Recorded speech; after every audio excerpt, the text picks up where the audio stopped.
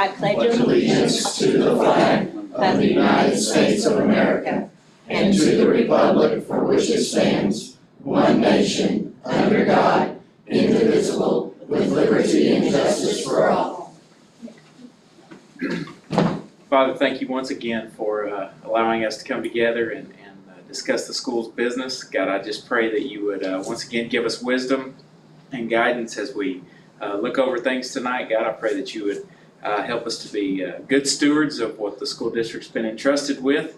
And God, I just pray that you would help us to make good decisions. God, I pray that you would bless everyone that's here. God, bless all the administration and the teachers and those that go about the daily activities of the school district.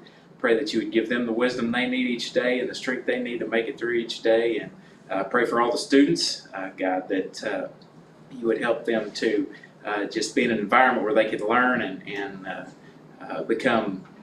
grow up to become good citizens and just good people. And God, I just pray once again that you bless this time. In Jesus' name, amen.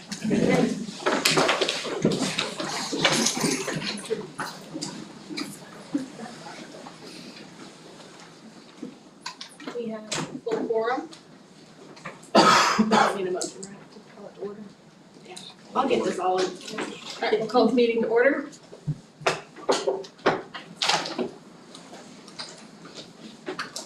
Okay, first thing is we want to see that we approve the consent agenda. Do we have a motion to approve the agenda? I make motion. I'll second. All in favor? That's everybody.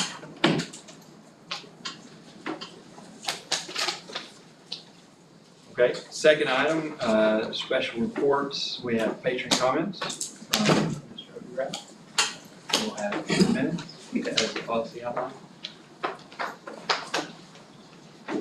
Okay, Sorry, ready? you can start when you're ready. Okay. Evening, y'all. It's real good to see you again. Good to be back here again. Such refreshing to see new faces out here. I want to take a moment this evening to talk about a couple things. The first one being First Amendment constitutional rights. Some of those things are kind of hard to swallow in the First Amendment, and the biggest thing I want to focus on is focus on free speech. All of you are elected officials up here. So you put yourself in the kind of position, I'm working on doing the same myself, that puts you in a unique position. As an elected official, you're kind of a recipient on the First Amendment. The First Amendment's a real harsh amendment, and it's backed up by the Supreme Court. That being said, as a citizen, we have a right to redress our grievances with our elected officials, and we have a right to do so in any manner we feel fit. With the exception of violence, we can swing our fists around as long as it doesn't connect with anybody. So that means that we do have the right and the option to use language that is not fitting, it's not colorful for normal public view, and certainly not in the school board. However, it is a right. And so, that being a constitutional right upheld by the Supreme Court, I addressed this with the last board, and I felt kind of like it fell on deaf ears. I understand we'd like to keep it clean. We all like to keep it clean. But we have a right to address, we have a right to address you guys formally. The reason why the board meeting is done like this is not for you guys. It's not for you guys to have this meeting. It means nothing. You guys can do all this behind doors. It's mandated by. Technically we can. Technically we can. Correct, you can. That's what I'm saying. It's mandated by constitutional right that you guys have this in an open forum meeting, because it's a meeting for the citizens, not for the school board. You have your meetings that you do behind the scenes. No, we No, don't. we- This all is of our the only meetings are right meeting here. that Sure, you have executive meetings that you do. That we do have, we understand that. That's a right that you guys have, some executive meetings. But this is the whole But point that's of only this. for personnel. Correct. Or issues like minors in the Title IX, that can happen last time. There's some things that are sensitive for the community. So I want to just make sure that as we go forward, we express that. To get onto the agenda and have to, now this time, was very nice. I didn't have to go full detail like I had to last time. But I still had to get on the agenda, I still had to get up, and I still had to have, be put on a schedule to speak. In the actual way it's supposed to be set up is we should have an open forum to the community. I, again, will suggest that we just forget about the whole 10-minute thing, having a lot of time for the community to address the board in a way that the community feels fit. There's a lot of passion. I agree that there should not be anger, but there's going to be. I agree there's never room for violence, but the language is there, and it's there for our rights to address you in an open forum. We shouldn't have to be on a schedule. This doesn't be part of that. So I'm going to encourage you again to adopt a time frame for the citizens to address the board in an open manner versus having to get on the schedule and having a 10-minute deal. I feel obviously there should be a time frame for people to speak, 2 minutes, 3 minutes, whatever. That's normal function, but we need to open it up. We need to open it up to the board. Is there any questions or concerns? Hey, where'd you get your information on that? The First Amendment, No, on what we do. what we do? Yeah. Because I researched. We have a meeting that is held in public. It's not a public Correct. meeting. But you also have meetings that you have to have The behind. only meetings we have in executive session is about discipline, Correct. firing or hiring somebody, or Title IX, which Those are the involves ones I- minors who's named. That's exactly what I'm The referring rest to. of it, we can't go into. You're executive absolutely session. right. That's what I'm referring to. I said that, the Title IX, those executive meetings, the hiring and firing. So, I expressed that I understood that and was clear so that the public listening understands that as well. So yes, I appreciate you reiterating that. You're absolutely right. Your meetings are all public except for those. Those exemptions should happen. Is there any other? So what are you suggesting? Are you wanting an open forum? I want an open in forum. every meeting that we have? Yes. So like, once a month when we have a board meeting, Correct. you're wanting to put aside an allotted time for Yes. the public to speak? Yes. That's basically That's what you're asking? That's what I'm asking, Okay. yes, sir, again.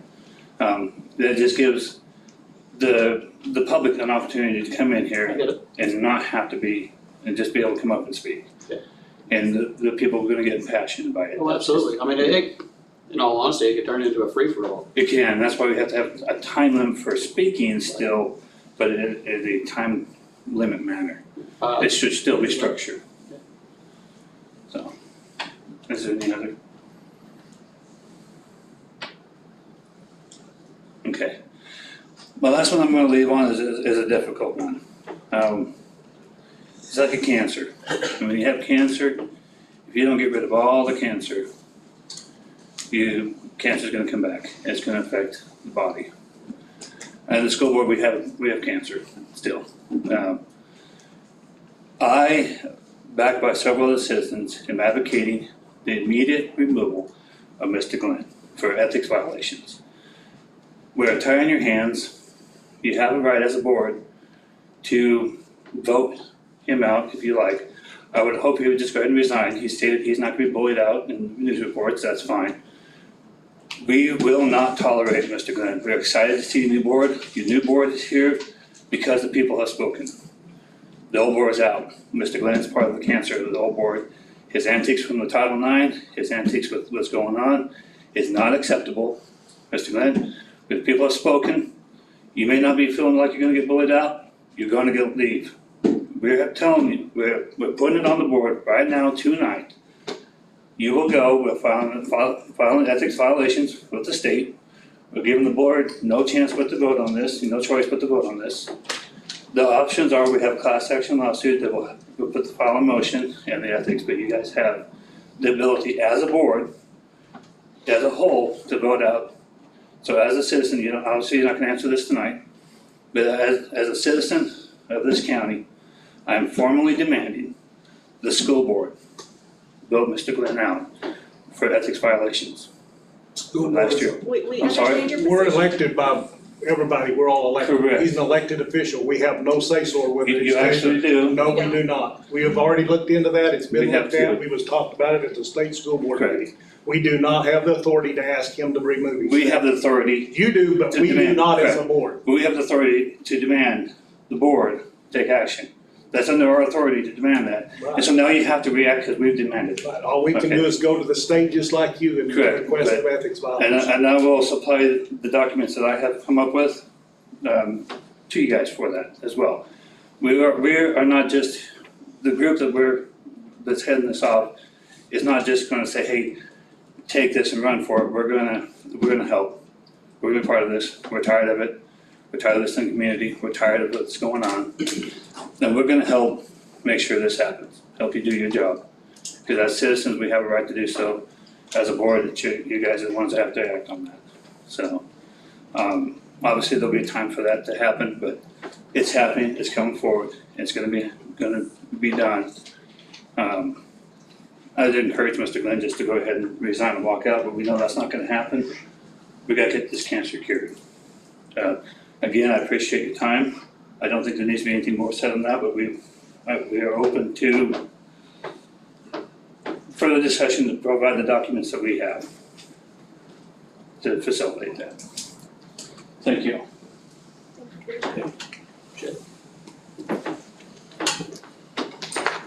Okay, next item is special reports with Ms. Chapel, who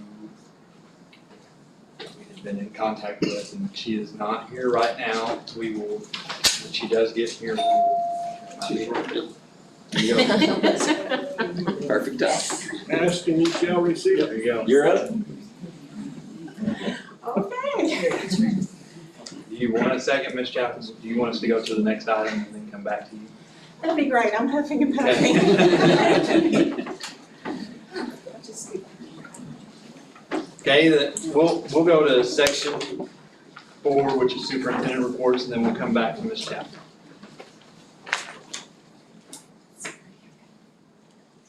So the first item is the district comparison financial report.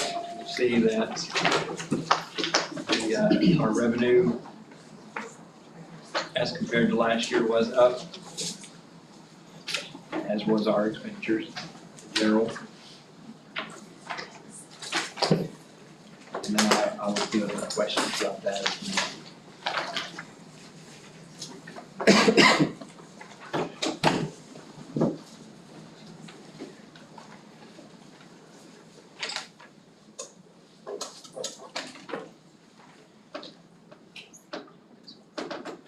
A lot of other expenditures, it's just fuel and things that skyrocket. The start of school is, you're talking about, this is August, the start of school is an expensive month.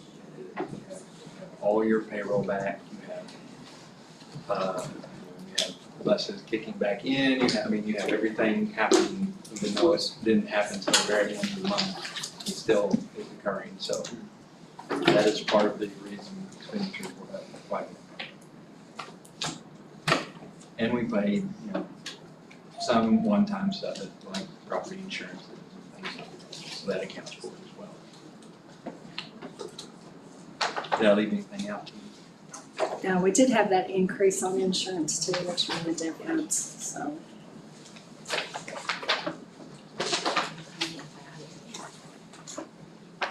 So on the next item is the enrollment item, that's the enrollment report, and actually that's after the AEO status report.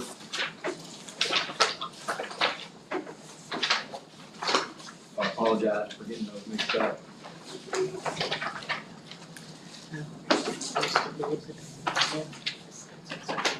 That's it, yes, it is just it says September 2022 enrollment report. So it has our current enrollment as of the last day of school last year. That's the first thing listed on it. I'm sorry, it looks like this. I apologize, I'll get it better. Your loss is done. About 4 cats. One more cat. Your superintendent report. Dwayne, it kind of looks like this time. Administration report.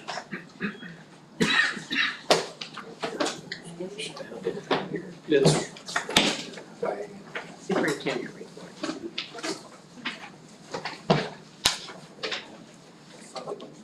item, let's, Is it right? You're right. It's kind of midway, right there. Just, yeah.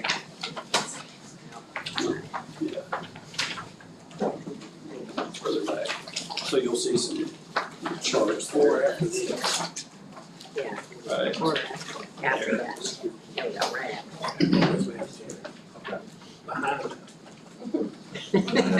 I'm sorry about that. That's my Come on, fault. Jonathan, you're killing us. I know, my apologies. All the old folks are on this side, well. Okay.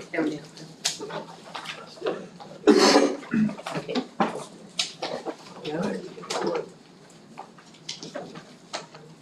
A little bit farther, Mr. Chambers.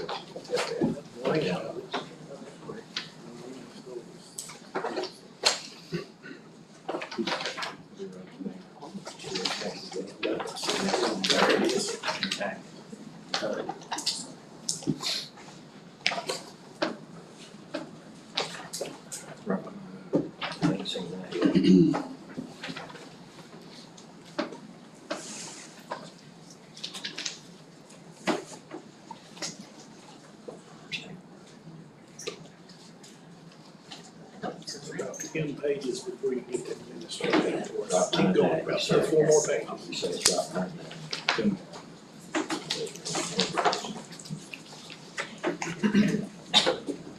There it is. We're all on the same. Sorry. That's all right. Sorry. So the current enrollment from the last day of school last year is the first one on the chart. 2,234, that was our last day of school last year. That's the enrollment. Current enrollment as of the 12th, 2,258. Last year's enrollment, and so the same date on 2021 was 2,236, and then our 3/4 ADM was that last number. You remember from Mr. Lovelady, the financial report that he gave. That's the important number for our funding. So we just kind of wanted to give you the statistical data for our student enrollment right now. This will be presented to you monthly in pretty much this format.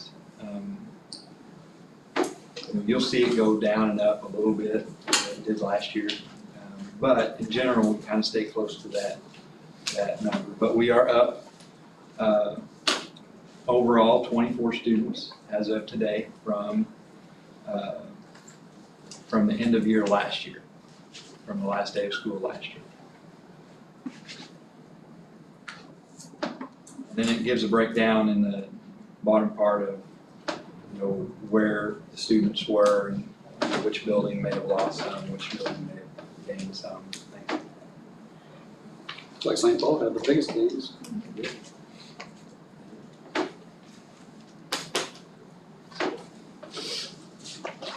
The next pages are in that same line are where that data came from. So the headcount statistical report, that first 2 pages are from last year. You'll look, see the headcount statistical report, and then it gives the date of 9/12/21. And the next 2 pages after that are the same report for this year, so that you can see the breakdown that we're going by. We do not include pre-K in our numbers because our funding is not based on academics, so we tend to exclude it. And then the next pages are just charts that are what we will typically give you in the beginning, student enrollment. We have a September chart. And that will just be updated per month. That'll be updated per month, breakdown by building, and then a comparison of trend for year to year is the last one.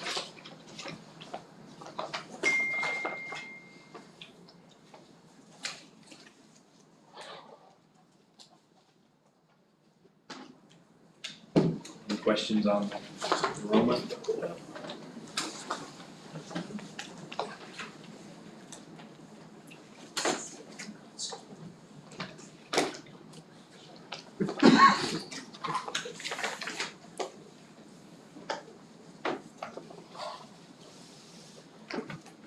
That's what next year's funding is Okay, the last part of the superintendent's report is the Arkansas Energy Office, or AEO update. Within that, I'm sorry, I'm asking you to flip back to the middle. Let's see if we can make it even worse and harder to find. Yeah, yes. Well, actually, it's before that one. It's right. It's like 3 or 4 pages Document in in. front of that. Yeah, with the blue on it. So in that part of the packet, you have 2 different items. You have a memorandum of understanding and a request for proposal. And that is the start of our interaction with the Arkansas Energy Office. Basically, you had Mr. Jeremiah Henderson, he presented last month on what this process looks like. He gave a wide range of information. I talked with him, we narrowed down the scope of what we were looking at. We were looking at focusing in on the solar aspect of it and the potential energy savings from changing out electrical ballasts and fixtures and things like that. Water conservation efforts were not along the lines of what we felt like we could utilize at this point. But the other 2 were things that we felt like we could potentially go forward with. The memorandum of understanding is pretty basic. It's just the agreement between us and the Arkansas Energy Office to go forward with this process. There's no commitment or anything like that as far as money or anything in that area. The request for proposal is basically the same. We will come up with what we're looking for in those areas, the solar energy project, and that will be put out to companies. They use 10 companies that they've filtered through their screening process. Those companies will then come back to us with their proposal. And that's kind of where that process stops, and that's where we would be at our next board meeting in November. We would come back to you with, here's what these entities said, here's what the potential cost savings, here's our recommendation as a school district. And that recommendation can be to go forward, it can be to not, it can be whatever we want it to be. We will have not committed any funds, we have committed time and effort in going through the process up to that point in November. Have we had talks with the county about what they are doing as far as their buildings?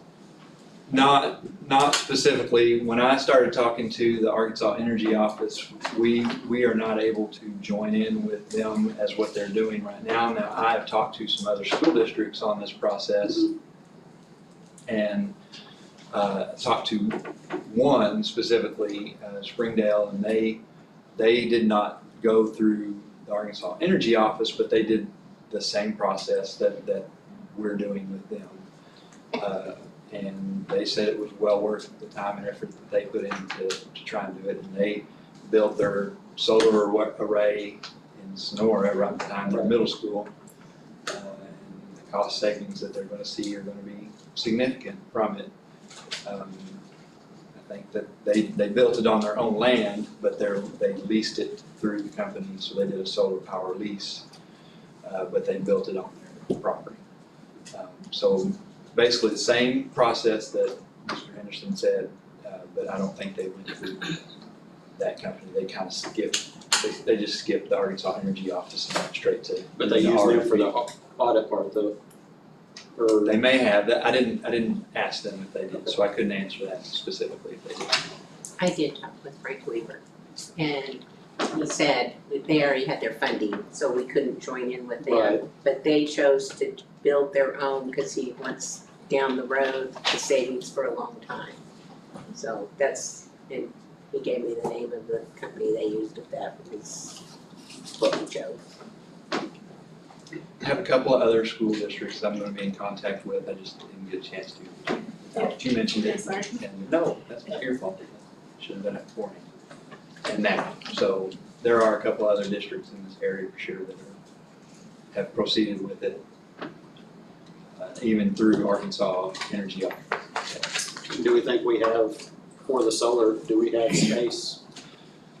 Potentially, it just, and you don't have to put it on your own property. You know, when I talked with the energy office, I kind of laid out, you know, do we have to go through this system? Do we have to put it on our property? Can we do it through, you know, somewhere else? And the answer is yes to both of those. We can have the option to put it on our own property, or we can not, and we can just use one that's already being constructed through another entity, and latch onto that one if you want to put it that way. So there are options that we have available to us. We're not locked into one way or the other.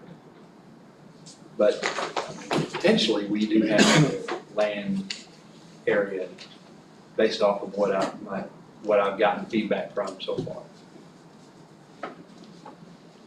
In my opinion, it's definitely something worth looking into.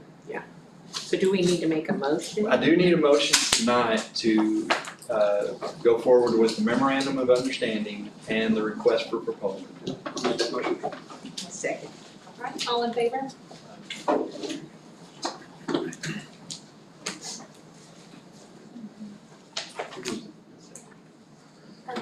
It's Josh first and then it's Okay? Can't help it. So, Ms. Chappell, if you are ready, Yes, sure. thank you for waiting. No, thank you all for waiting on me. I did not realize the meeting time had changed, and I very much appreciate Bailey chasing me down. I was sitting in my office taking care of loose ends, and I'm sure you all know there are always plenty of those in the school business.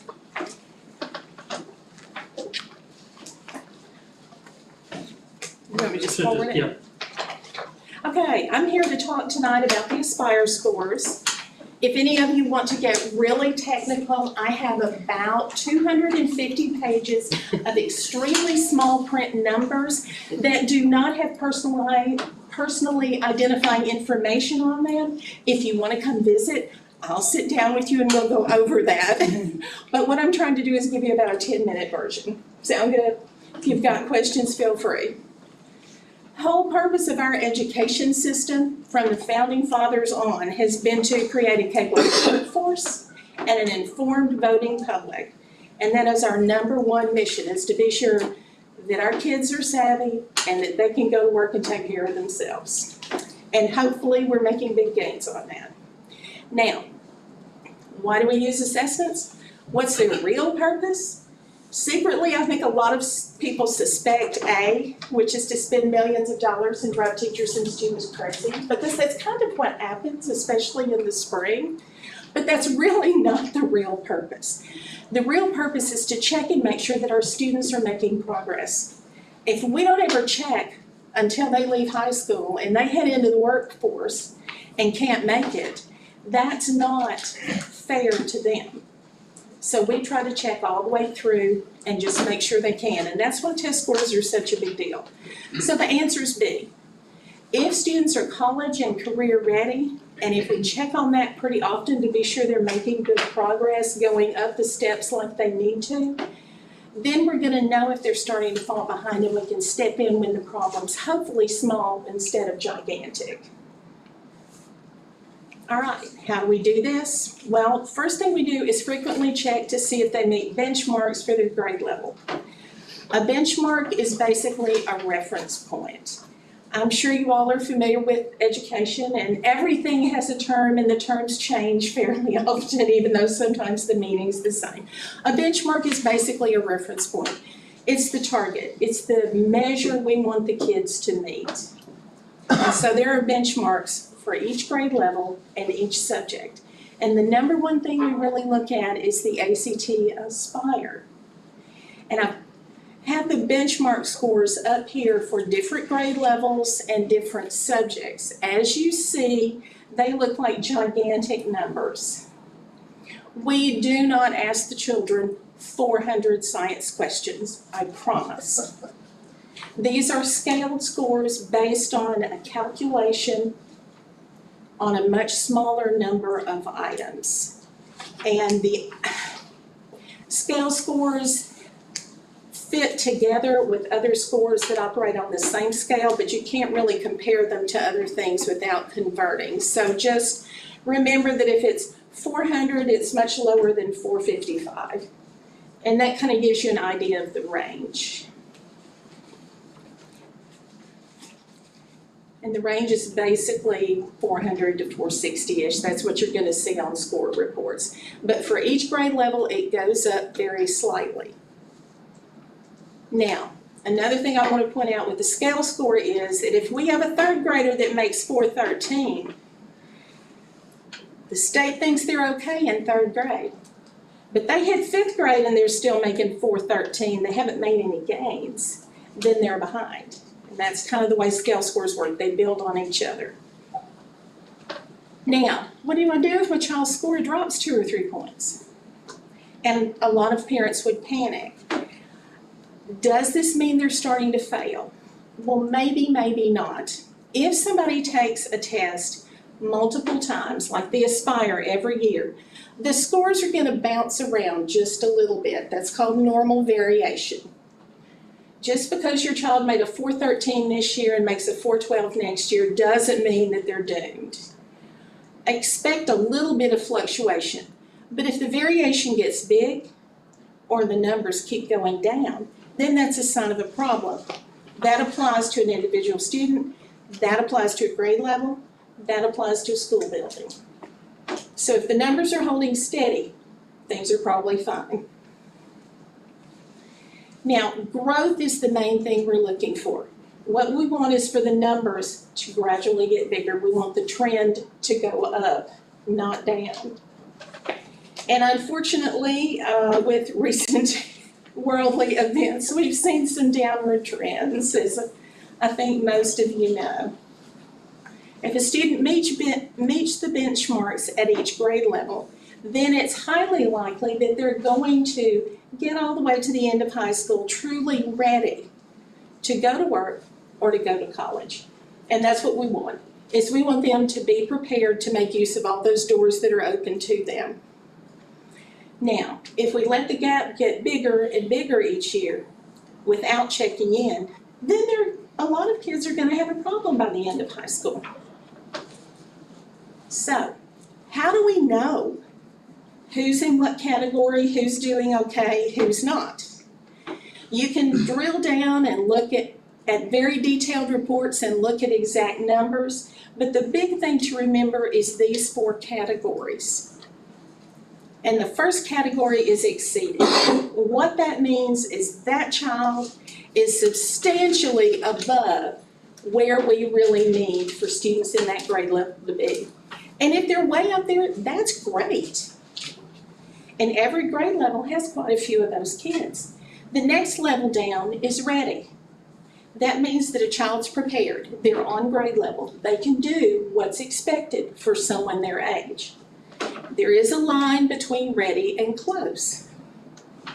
And if a student drops into the close range, it means they're almost there. They're not in real bad shape, but they need a little work, probably a little extra work and a little extra help, or they might be headed for trouble. So ready is close but not quite. Well, I'm sorry, close means close but not quite. And then the red area is in need of support. And that's the students that we really have some serious concerns about. They're substantially below where they need to be, and they're not making enough progress. Now, do remember that if a student in need of support gets help, and I know our teachers work, I am in and out of every building in this district, and I see it on a regular basis. A student may stay in need of support for 2 or 3 years, depending on how low they were. They're not going to immediately jump up to ready. It's going to take a while to get up those stairs. And their steps are going to have to be bigger than the other children's. Now, to get a little more complicated, this is how you find out where a child is. This is all of the tests, the English, math, reading, and science, each grade level, the 4 categories, and the range of scores that fit in each category. And I promise this is simple compared to a lot of what I could show you. Tanya's grinning at me, she knows. But this is the whole range of scores. Now, remember that normal variance, that normal fluctuation I talked about? Try not to panic if a child, goes from ready to close. It may be that their score dipped 2 points. Watch and see what's going on with the child. Were they having a bad day?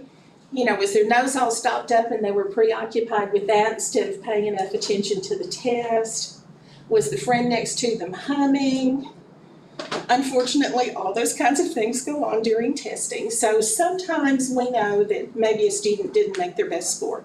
But if they continue to drop, or a teacher sees other signs of a problem in addition to just test scores, then we've got a problem.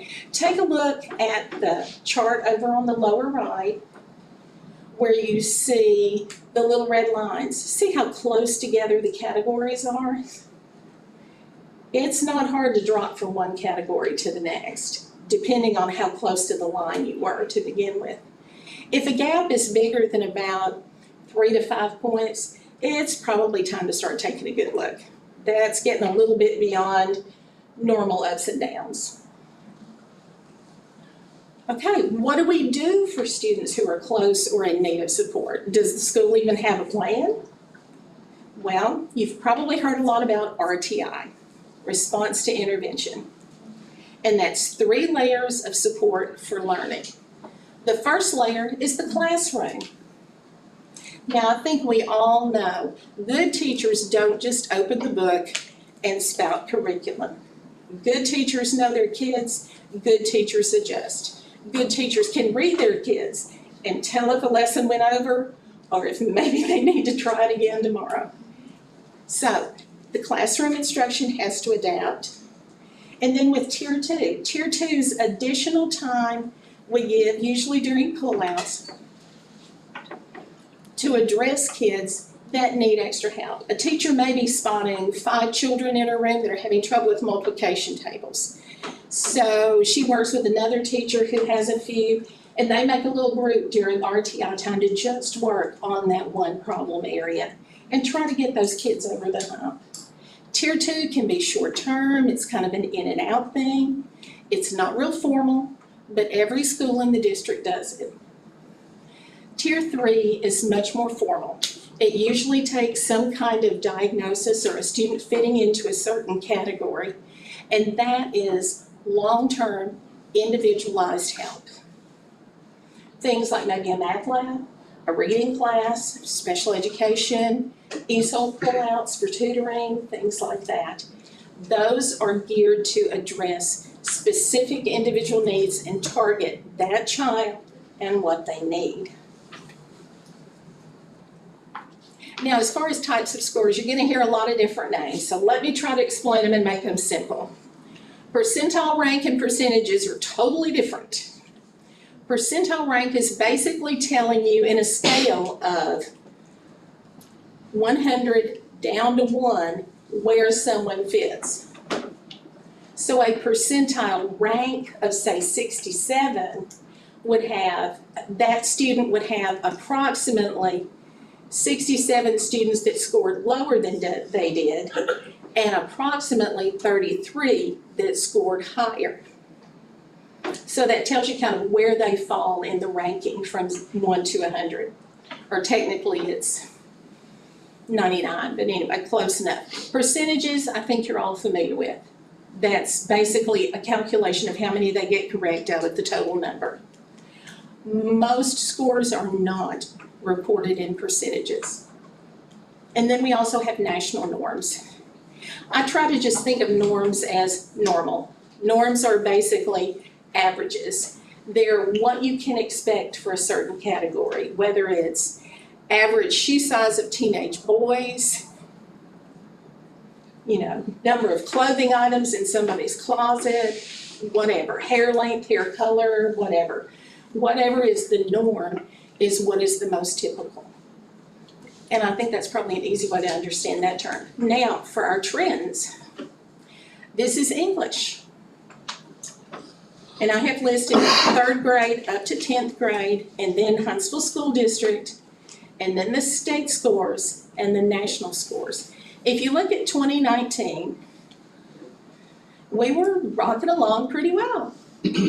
District average was 66 percentile. But then we had the mass insanity that we all call COVID, or whatever you want to call it, and things were pretty rough for a while. They were hard on teachers, they were hard on kids, there were lots of gaps. Just about everywhere in the country is seeing a drop after COVID. So take a look at 2021 and look at those numbers compared to 2019 for each grade level. A couple of them go up, but they drop more than they go up, don't they? And that's because of that gap that unfortunately most of our students are suffering from. Now, for 2021, Huntsville School District percentile rank for English was 59. Arkansas was running at 65 and the nation was running at 69. We would really like to be a little bit closer to Arkansas's average. That's pretty much in Arkansas, the way you stay out of trouble is hit the state average. Now look at 2022. You see a green arrow. Things are getting a little bit better. They're not great yet. We're not back to where we were before COVID, but things are headed in the right direction. And that's what we want to see, is that trend, that direction for how things are going. Let's take a look at reading. Anna, Yes. on that, right there on 2019, you don't have Arkansas's average, how close we were to were we above average, at average? I was, one of the things I was doing as well as registering kids for the blood drive was hunting for that number because it's not showing up on most of the reports. So I'm not totally sure. I can find it, I'm sure it's in the report somewhere, but it's not on the summary report that has the other averages. I suspect it was right in line with Huntsville School District, and I think we're probably closer to the average then. Thank you. And I wish I had a better answer. I'm sure it's there somewhere. I haven't gone through every page. Let's take a look at reading. We've got the same thing with the Arkansas and national averages. Huntsville School District was running about 37th percentile in reading in 2019. That's not as high as I know we would like to be. If you look at the individual grade levels, you see some spots where, I know teachers are working extra hard to try to build things up. If you look over at 2021, you see there was a pretty big drop. From 37th percentile to 31st. And that is not what we want to see. But fortunately, looking at 2022, it's headed back up. If you look across at each of the grade levels, you can see that not all, but most grade levels were kind of sailing along, had a dip, and they're back up. Now, these totals are based on the percentage of students that were at ready or exceeding. So everyone above that benchmark line is what I put in these numbers. I did not include the close kids. Some calculations do, but what concerns me about doing that is, yes, they're close to meeting benchmark, but they're also close to falling down. And so I kind of feel like we need to look at the ones that are over the line when we're looking at this kind of data. The national average is 42nd percentile, so hopefully we can get up there. We're not too far, are we? Now with science, again, we had a dip from 35th percentile to 30th, but we're back up to 32, so we're going in the right direction again. We're still lower than the state, we're still lower than the nation. And that tends to be fairly typical. We are rural, our kids are for the most part not in enrichment programs in the summer and things like that. Most of them don't go home to highly educated parents. So that tends to make it a little bit harder for them to get up in the higher achievement ranges. Many of our students do succeed with that. So it's not something that they're unable to accomplish, it just makes it a little bit trickier for some of them. You need something, Connie? I'm just looking, because you have to go diagonal actually to see the difference, so I'm just going from grade to grade, like I'm looking to see like 5th grade made significant grade, 6th grade made significant gains with their kids because they went up 7 points. They didn't just, you know, and then, because you can't read across, because Right, it's you have to different read kids. diagonally if you want to look at the same children. Yes.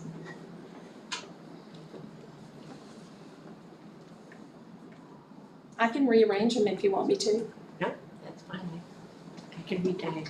Okay, you've had practice with all of this. And I was just looking to see my kids right there. No, that's understandable.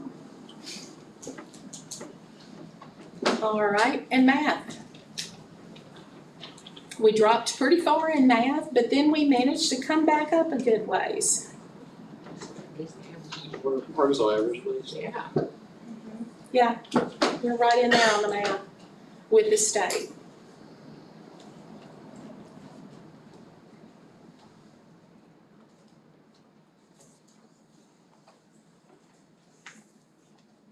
So, with the Aspire testing, I know the 9th and the 10th grade tests are the same. Are the 7th and the 8th grade or 6th, 7th, and 8th grade the same test? How does that work? They're adaptive. So they vary a little bit. But it's basically the same test for, like, I just wanna know like what grade, like 9th and 10th grade are basically the same test. And they're just gonna scale it different. So where are we talking the next split is? Like 3rd and 4th take the same one? 3rd's different? How's that work? Third split is not the same. No, Each grade level is Yeah. different except we assign the grade Except for 9th levels. and 10th grade. Yes. Okay. Yeah, we assign the grade levels to the classroom. So the test is different, and that's one of the things. 9th and 10th are the same, but they have different Scale. They have different scales, but they also have enough of a range of questions that it's supposed to cover both grades. Now, if you have a just unbelievably exceptional 9th grader, they may blow the top off the test. But for the most part, there's enough of an overlap that they're gonna be able to take care of both groups of kids without skewing results. I don't think that's a problem. 10th grade always drops. Yeah. And we know why. They don't care. Just when they get to be 10th grade, they just They start. Things get interesting when they're high schoolers. Now, don't see a purpose. some of you may want more details, so I have details. But I also know that we'll all have a serious headache from squinting.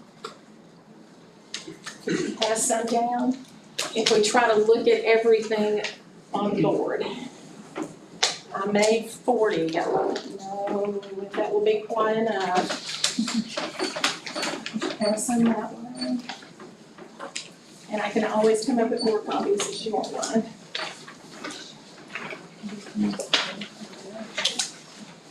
Please share if you can. I thought 40 would be enough and I'm evidently quite wrong.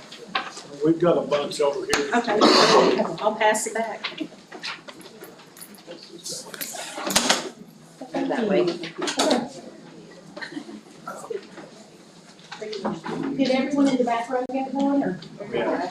We have plenty. That was Oh, good, okay. last year was their first. So we're gonna take a great big hit, yeah.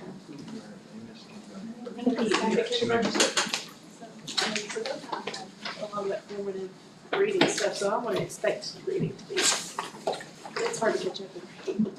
It is very hard to catch up in reading. And the tricky thing about reading is that getting behind in reading makes you fall behind in everything else. Except for math, which is just numbers. Well, but Well, math. 3rd grade up, math is reading problems, math is reading multi-step directions and things like that. So it still interferes. Okay, let's take a look at this for just a minute. And I'm sure you see why I printed these instead of trying to put it on the screen. All right, look at the example up at the top. That blue bar that goes across the top is the national norm. The gray bar or purpley bar, depending on how the printer printed it, are the Arkansas norms. We'd be happy to be there. We would be ecstatic to be at the national norm, the very top bar. Now looking down, the first category on the right and the big bar that goes across that has 4 sections, the first category on the left, is 17%. That's kind of medium blue. That's the section of students who are exceeding on this particular reading grade level. And then the section with 28% is the students who are ready. Now hopefully, putting these two together, our number's as big as the national number or the state number. Look at the little red line. I picked this grade level for a reason.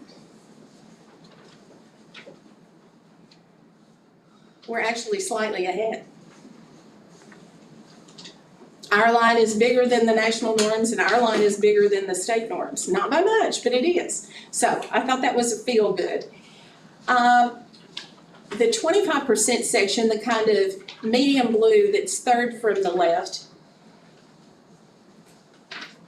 is students who are close. Those are students that we hope need just a little bit of extra help and they'll bump on up. I'm sure we're all going to pray that they go that direction instead of the other way and drop. And then the white section is students that are in need of support. Those are kids with signs of serious issues. They need intensive intervention to help them fill the gaps. And that's one of the things that our teachers and our small group pullouts and things like that are really good with doing, is zeroing in on those needs for specific kids. If you have questions about this, I'll be glad to sit with you and go over anything you want, but I think it's probably too many details to try to cover in this meeting. I don't think you want to be here until bedtime. But basically, we are going in the right direction. We really have some more territory we need to cover. We're kind of over the hump, but not by a whole lot, so we need to keep working on that. We have kids with gaps to fill. Questions? All right, well, thank you very much. Will you click it one more time? Click it one more time. You're welcome. Now, how does it work when you're in trouble? Like, at what point? Are we close or any campuses? We escaped it by hair this year. Okay, That's what I meant by, we're okay right now, but we still have a ways to go. We are out of the hot water for the moment, but we have to keep on making some gains or we're not going to stay out of it. What happens if we don't? What happens if we exit? I think Jonathan probably They knows have more of that. I level haven't dealt of with that, but support, yeah. that they provide, that the state provides, just I mean, obviously, we're hoping depending for the on, best, but. depending on Yeah. where, and we had levels of support last year actually, where we work with co-op, they come in, they target, the areas that you need to work on and work with in your classroom. You know, as an example, last year they came in and literacy specialists from the Northwest Arkansas Educational Service Cooperative did walkthroughs with our principals and helped with our PLCs and anything I'm missing there, you know, things that they did that were of great help to us, honestly. They gave a lot of recommendations and, you know, they kind of have a fresh eye because we know what we're doing, we know how we think it fits together, and sometimes it's good for an outside person to really look at how those pieces are working and see if they can help us tweak it some. And those supports that we used last year are still in place and we're continuing those supports. I think all of the principals have got the co-op scheduled to come do walkthroughs already, so, and they're coming pretty soon. Didn't we switch some curriculum in some of the lower grades? Yes. Do we have enough data to show if that is helping in any of this? Yes, so in primary, we adopted a curriculum called Benchmark Education, and our data's showing us that we're hitting those foundational decoding pieces. And we're looking at making improvements in the comprehension and the vocabulary pieces. So yeah, we're starting to start to see some of those trends and then target some of those other areas. Do we do that in intermediate also? We use Hopefully Mifflin curriculum, HMH is what it's called, and it's what we're seeing is that it's a rigorous curriculum, and last year was like a training year to get the kids to understand that the in-depth way that the curriculum is taught. Vocabulary is a big key to all of that, with Greek and Latin roots and prefixes, suffixes, and those kinds of things are all embedded in the curriculum. Right. Another thing about that curriculum, and it has been adopted all the way up, I believe, I know high school's using it. Was it totally start, okay, and I know St. Paul is that many curriculums drop off the phonemic awareness, the learning sounds and connecting sounds and symbols and things, they drop that off long about the end of second grade. And a lot of students still have a weakness in that. So one of the things I really like about this curriculum is it continues that and builds on it. And they'll do just quick little reminders and refreshers even in some of the upper elementary grades to make sure that they're reinforcing those skills so the kids don't forget. And I'll say that we had a very narrow list of options to adopt, and we were hoping to adopt a curriculum that went from K all the way up. But their program was not offered, it wasn't an approved curriculum for the K2 level. So that's why we weren't able to adopt something that was consistent K. That was gonna be my next question. Yeah. Is what you adopted fairly compatible with what they're using? Yes, there was a huge process with the state. They examined, they had to meet certain requirements for each of the components, and so yes, it Cool. was, very. With our students that are in the dyslexia intervention, with the high school level, we've also adopted a new curriculum. Tasha helped me find funding for that, and we will possibly move that down once we kind of get the hang of it at the high school and see, because we're Moving always down to other looking for campuses something you're talking that's about. more effective. So hopefully that may help too, because right now we're using phonics first and structures for that, but that's also a lot of what the kids are getting in the classroom. And I think it might be good to kind of come at the skills from a different direction. So hopefully that's gonna help eventually too, but we've got to get the hang of all that first. We're working on it. Anyway, thank y'all. Done. The bad news is that this is the last year for the ACT Aspire. Oh, Say that. I'm sorry. Sad.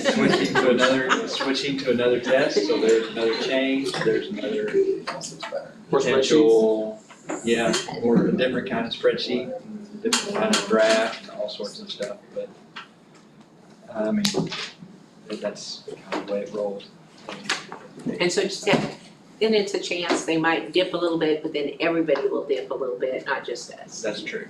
So I go back to my experience with when we changed, they went from the benchmark exam, which was a state design test, to the PARC exam, which was a national test.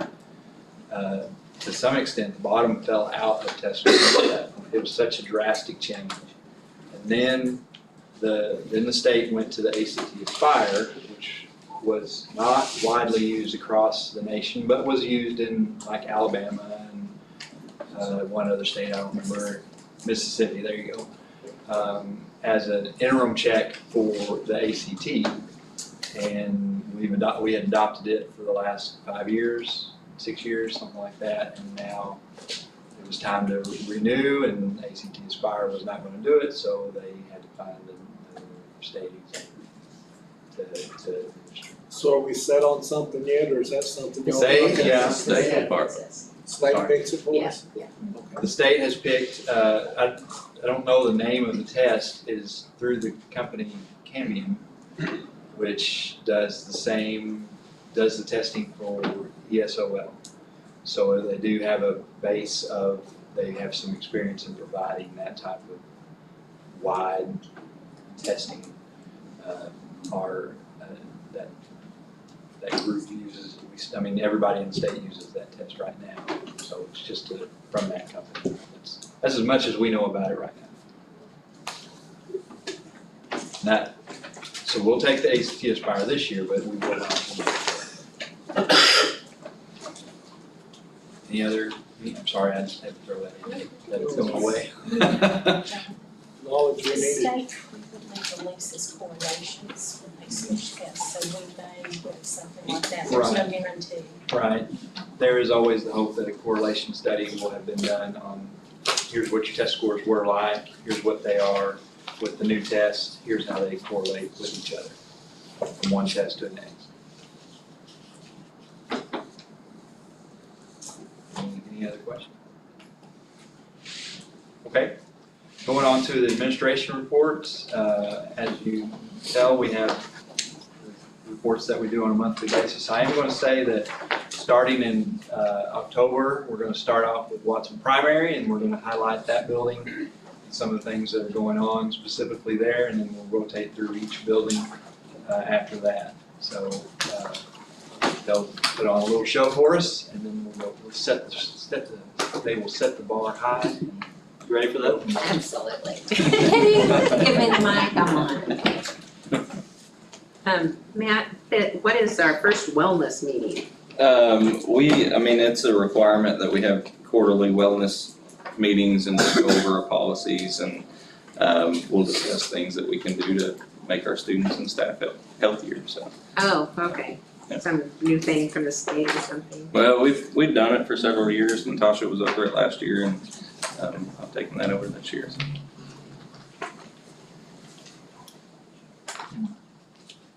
And Miss Enoch said that she had done a survey and that if we wanted to look at that, she's not here tonight, but I'd like to see that. Okay, I'll make a note.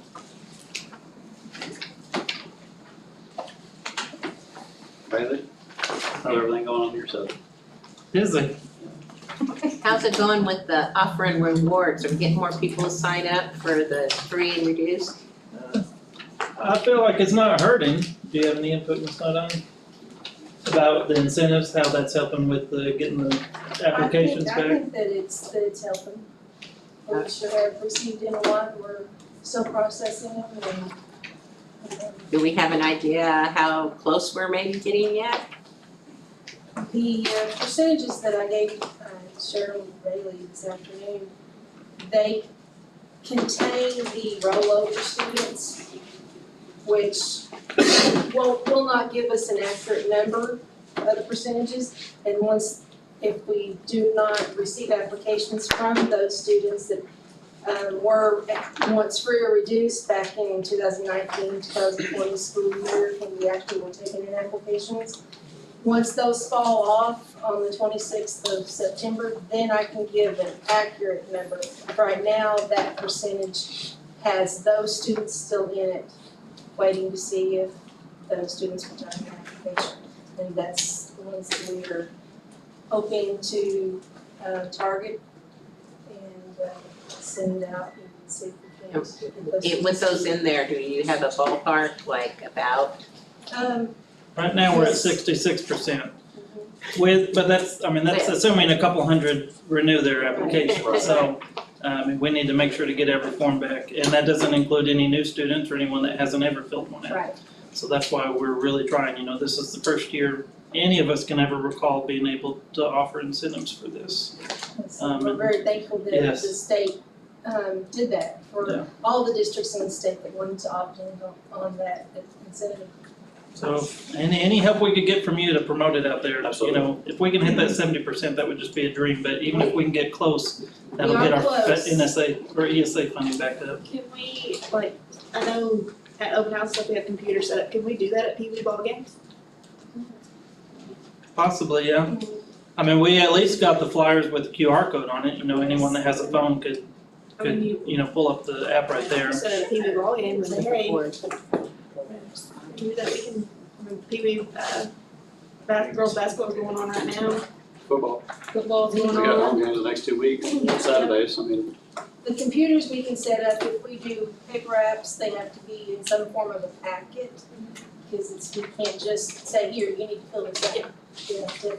A lot of people get offended about it, ask them to fill out a Yes, freelance deal, and I don't really understand that unless they think you think they're poor and need it, but I mean, I just don't understand the reasoning behind that, I mean, it's just. Well, I mean, I think a lot of people, you know, I think it used to have a bad connotation when you used to have a little punch card, you know, and you didn't want to have to show your punch card, you know, in the lunch line, but now it's all in the computer. They don't know whether, you know, if I go up there and the next kid behind me, they'd have no clue that I was on free and reduced. right. They just thought it's coming out of my lunch account. When I went to school, you bought a punch card or you got a free punch Yeah. card, nobody knew the difference in that. So, I mean, I'm way back there. It was like peanut butter sandwich, It was. remember that one, if you had the peanut butter sandwich, Yeah. but they'd still eat them. Yeah.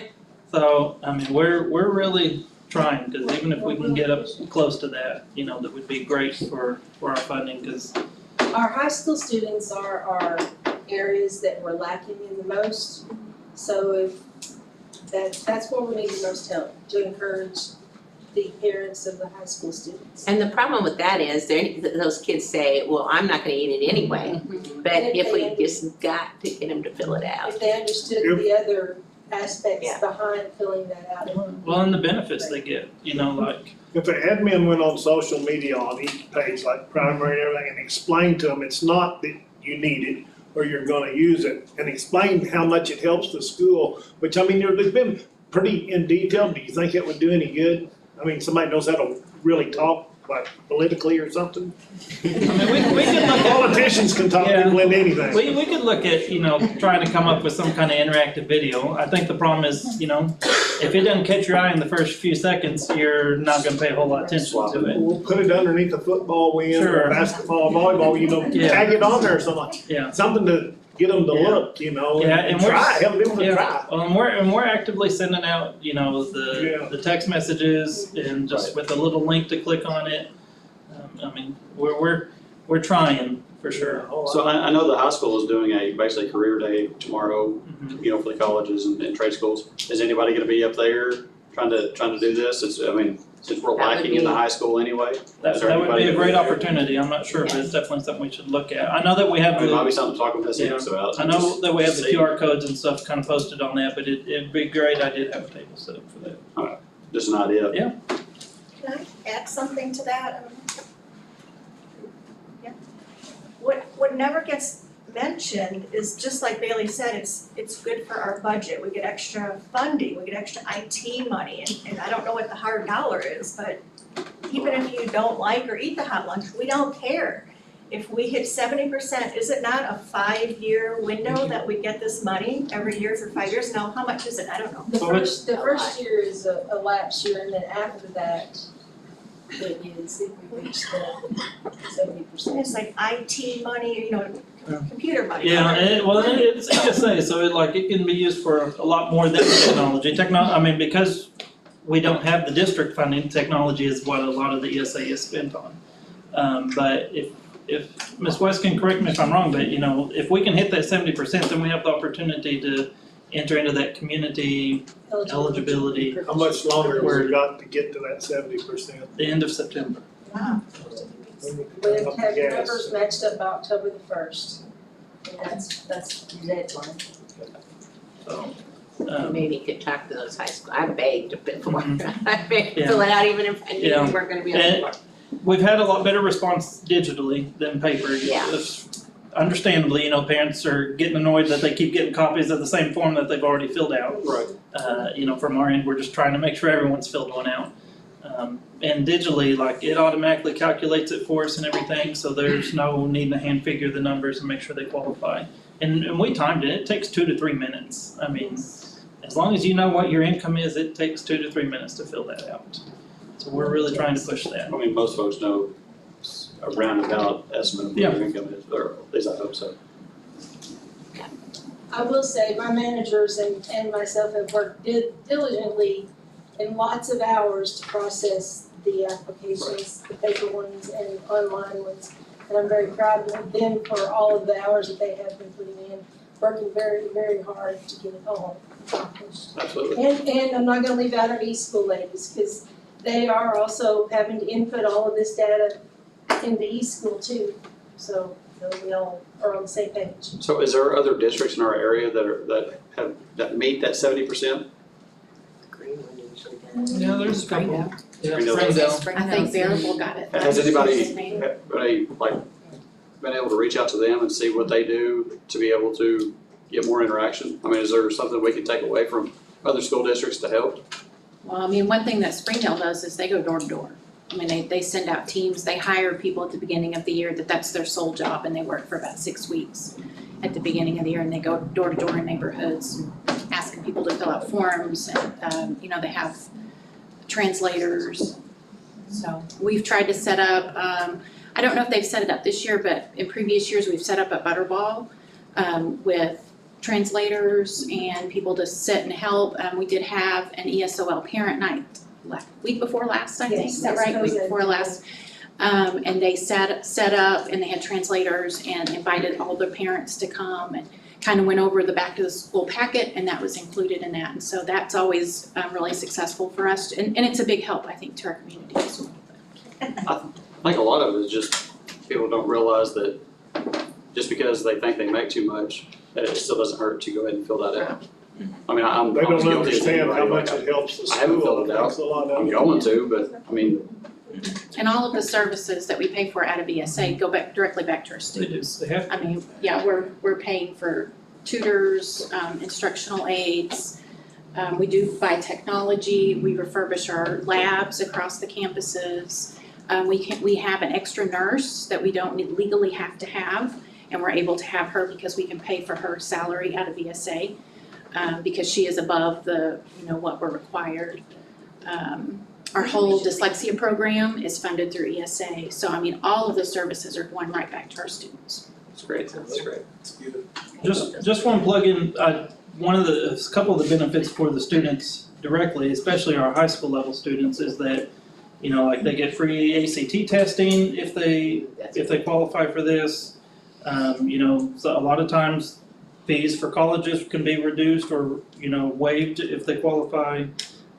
Reduced internet, Madison County just recently has, if you're on that free, if you qualify, then you qualify for a reduced rate for internet usage as well. So there's a lot more benefits than just, even school funding. It goes straight back to the parents and the students. Well, it sounds like the Madison County Telephone, they got a grant not too long ago that they're gonna be able to branch out and go further out into the county anyway. Yeah. So, I mean, that can even Yeah, they're able reach more to people start with that, but, installing fiber to the homes now, absolutely. further out into the county. I don't see anybody from the high school, but in the past, I don't ever remember them mentioning to the kids that fill it out, even if you're not gonna eat the food, you're gonna get a free ACT test, that sort of thing. Yeah. So that might be a way to approach some of Sure. those, get a few There might be extras. something to put on the HSD page if you put a little kick out there for what you know of. Yeah, and we'll make sure to put that at the booth tomorrow night, that just something Mention to that catch they their get eyes. a free Specific test for the score. high school, yes. That would be awesome. And it applies to St. Paul High School as well, which they're invited to come up for that. So on the, sticking with you, how's the activity center going? Well, it's going great. It's our stuff is really streaming along. Our lighting control system will come in at the end of the month, and our sound system, they're finishing up with that, and they're already installing all the equipment and everything, and it's really coming along. Floor bleacher. Yeah, retractable seating's going in now. Is the floor done now? No, It's not done, okay. They put on,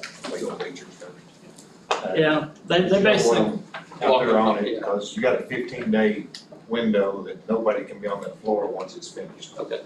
And we did reach a milestone, we passed the state fire marshal inspection, so all that's done and over with, so that's, we had a few items we had to knock out, but they got that done and got it re-inspected, so we're finished there. It's great. So the last meeting, all the ESSER funds have been frozen. I sent you an email out. Did everything that we had ordered and stuff, did we lose anything?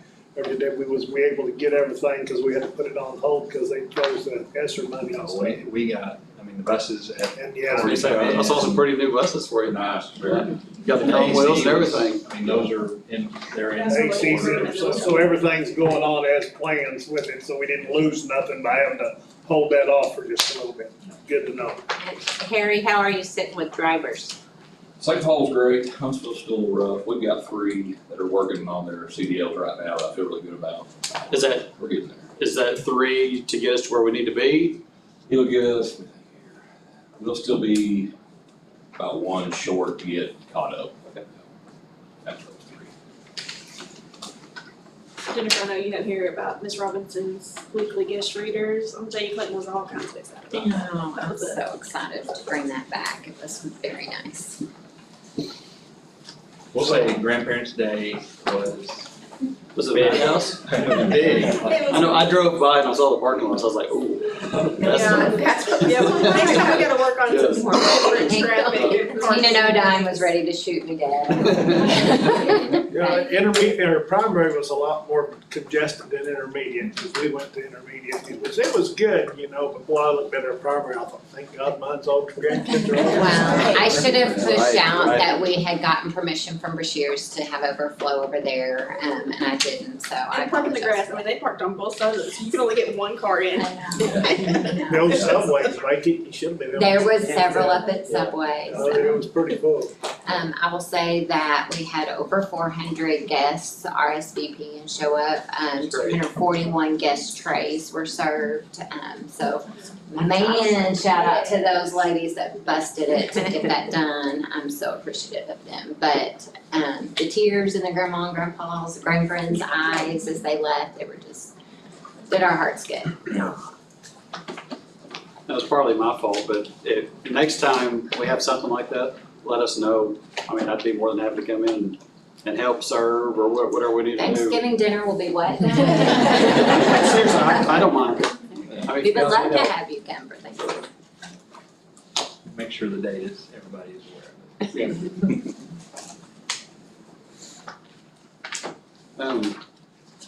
HVAC, what are we, They're on order. C&L Supply is who Bohannon deals with. right? And he's ordered a ton of them. We're gonna store some of them at our warehouse facility because Bohannon doesn't have They don't have a whole lot of room enough out there. Yeah. But we're just waiting on him to get here. He's already replacing some that has gone bad in the last couple of weeks that is on that list. So we're getting a jump start on that. Okay. And is he, how's that working out money wise? I mean, is it still coming out of that main quote? Yeah, it's still coming out of the funds and the figures that we Agreed upon, discussed. or, you know, we approved last time. You talked to Lou about some junk trailers for storage if you need it? That would be a good idea. He's got some at the reefer units are gone off of it. All I gotta do is screw up plywood on the front of it, and he might pull over here and let them set the store, that way you can get it all in We and can get it set them up here stored. behind the CTE building. I would quiz Josh, you know, cause he's pretty good with the school, or has been in the Yes. past. I'll try to get hold of Josh tomorrow. Cause we could use a couple, cause we're talking about 500 units. Right. I mean, even if one's wrecked, you can pull it up here and let it set, they're not gonna bother him, you know, it's got some damage or something, it'd be roadworthy, Something that we can lock up. it's been Absolutely. dry. And then it looked like we're on schedule for the camera systems in the buses. They're gonna start the 23rd. Yep. Yeah. 23rd through that following Wednesday, the 28th, I think. They're gonna work through the weekend. They'll be fully operational at that point where it's go time. They'll be recording. There'll probably be some learning, you know. Well, absolutely, no, Yeah. I get that, but, They'll be recording. and then I think we kind of discussed it last time, but there will be training for Yep. multiple members. Yep. Yeah, the end user training will come after that. And Miss Tanya, are you fully staffed now? No, ma'am. I'm sorry. I actually lost one this morning, but that's Oh. so we're still looking. We're gonna try a different post and see if we can get somebody interested. It's such a shortage in the state. So I have been talking to my supervisor at the State Department, and she's given me some creative ways to try to help out, so. Certified or non-certified? Personnel, is what you mean. Certified. Special ed teachers. Special ed. Certified, yeah. so, primary and high school, so. Two? Yeah. One's been open, but. Yeah, I knew the one, but now the other one's open. But we're making, I mean, we've got it arranged at primary, it's working. They're just, everyone's full and they're working hard. I may just move my office over there. Multitask. Who knows? Is a question on it, is there anything like, do they still give the kids credit for being a teacher's aide like they did? They don't do that anymore? Okay, I was gonna say, cause if there's a way you could get maybe some of the high school girls wanting to do teacher's aide or something like that, you might get a little extra help with something, or even boys, you know, Yeah. but And then with that program, they have so many. regs, rules and regs, okay. Yeah.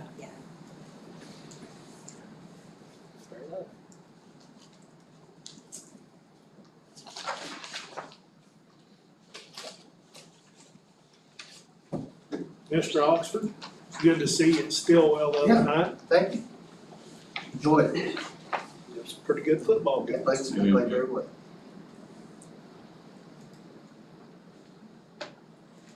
Okay, I think we'll move on to the new business. First item in that, item A, approval of the proposed 22-23 budget.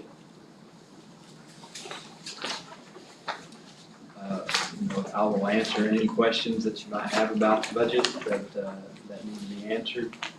It's a summary of what we are expecting, and as you know, it is a plan. It is not set in stone. It's as you've been trained, it's a plan on our revenue and our expenditures. Is there any big hits that's kinda like floating out there that we might take that would crash this, or is without something major nationwide, I mean, you know? Well, you never know what fuel or the things that Right, that are hurtful from last year might be the same. But at least I feel like we tried to account for that better, or not better, but more so this year, with just a bigger bump in expenditures in that area, so.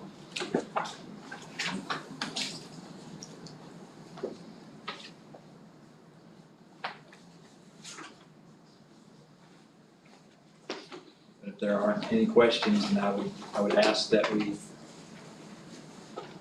make a motion to move to adopt the 22-23 fiscal budget as presented. There's a statement in here that I'm reading. Authorizing the administration to make adjustments as needed as submitted for DESI's. For some DESI's. I'll make the motion. All in favor? Okay, second item is the approval of the millage transfer request. It is that time of the month again to be able to move over lots and lots of money to pay for the activity center construction that's going on. We are seeking to transfer $515,827.90 from our bond account at Cornerstone to operating account at Arvest to cover the current activity center expenses. I appreciate that you included these in our packet. Want you to see the bill. Yeah.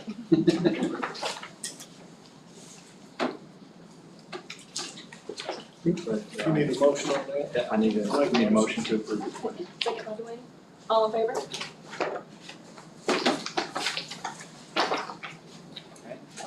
Last item on new business is the approval of the 5% increase report. This is actually an annual report that we have to do, and what it does is it compares 1 year's of salaries to the other year, and anybody that shows a more than 5% or 5% or more increase from 1 year to the next, they just have to be noted. You have to show that it happened. Miss Yates Mary did a fantastic job of, she's on vacation, of putting out what the reasoning was behind the increase from 1 year to the next typically. And you'll see the percentage that it increased as well. And it was quite a few people this year. Well, and we had so many retired, now, not me, but, I mean, I retired, but I did have those days, but they had lots of days, so that added a lot. Yeah, that's one thing I was noticing is all the days that got added. A lot of ESSER, a lot of sick day payout, a lot of, just things like that from one year to the next.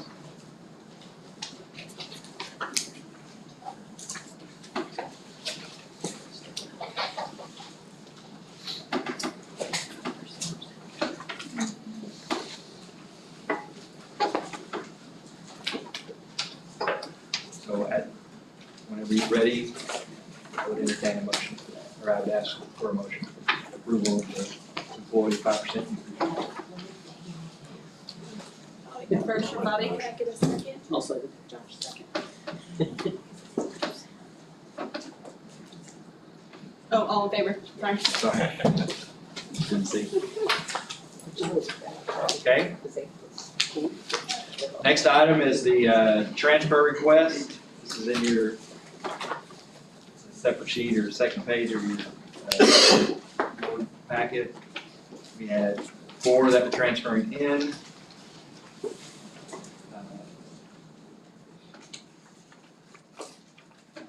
11, I think, that transferred out, and or 10, and all but 1 had not been in our district. So the yellows are transferring out? No, sir, those were ones that were not. Okay. So not currently enrolled, so are the, like, that first child, the second child, are those new kids, or we're just reapproving that they were already here and that it's okay? So they're not new Well, they are new as of right now. to our district? To our district. Okay. Do we get a motion to approve? I'll make a motion. Second. All in favor?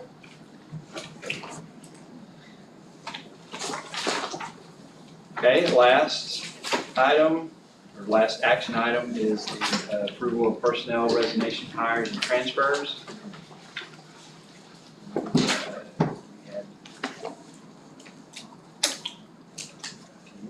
on our classified staff, we did not have any that made it to the board packet tonight for the certified staff, so we'll have at least one on our next meeting.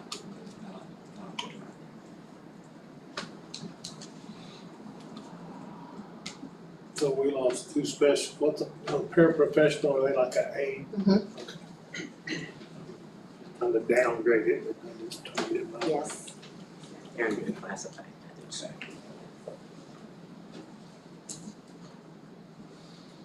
Need a motion to accept this?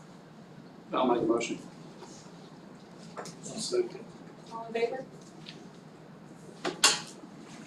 Okay, so for the personnel, for resignations, we had classified Tamara Long, which was a middle school special education parapro on 8/16/22. Nadine Owens, Watson Primary Food Service, 8/15/22. Brenda Copeland, District Custodian, 9/3/22. And Haley Cartmel, middle school special ed parapro on 9/6/22. Hires. None for certified. For classified, we have Melissa Smith, transportation bus route driver, 178 day, 9/13/22. Misty Comer, middle school special education parapro, 185 day, 9/1/22. Jackie Hancock, transportation bus route driver, 178 day, for 9/13/22. Ricky Eaton, transportation bus route driver, 178 day for 9/13/22. Amanda Evans, middle school special education parapro, 180 day contract for 9/13/22. Ruth Zapata, Watson Primary Food Service, 180 day, 9/13/22. Judy Henshaw, Watson Primary Food Service, 180 day, 9/13/22. And Amy Clampett, Huntsville Middle School Food Service, 180 day, 9/13/22. Transfers, none for certified. Classified, we have Alicia Davis, Watson Primary Food Service to Huntsville, or to the Huntsville Middle School Food Service, 180 day, 9/13/22, and then Kinder Stroud, Huntsville Middle School Food Service to Huntsville High School Food Service, 180 day, 9/13/22.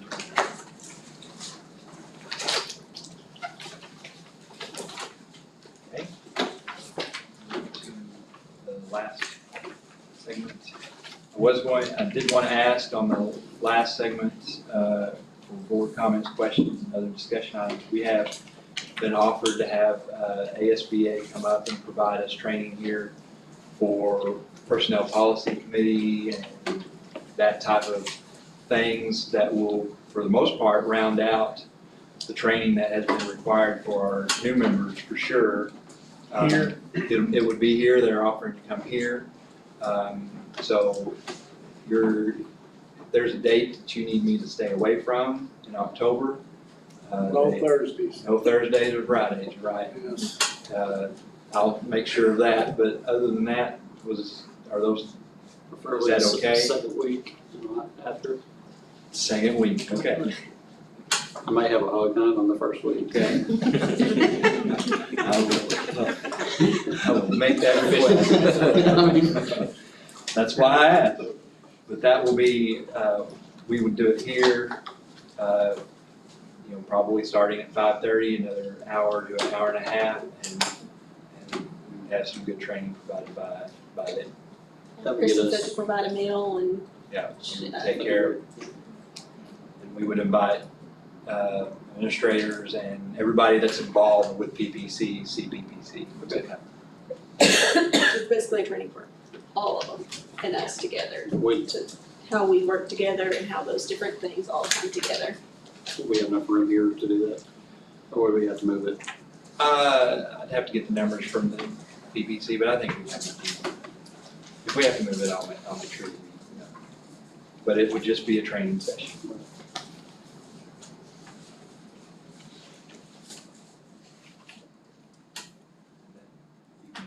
If you have other comments or questions. Did you wanna go over? Oh, I'm sorry, I forgot about that. Also, on top of, or in your packet is the tool that is used for the superintendent evaluation. Now, you can use that.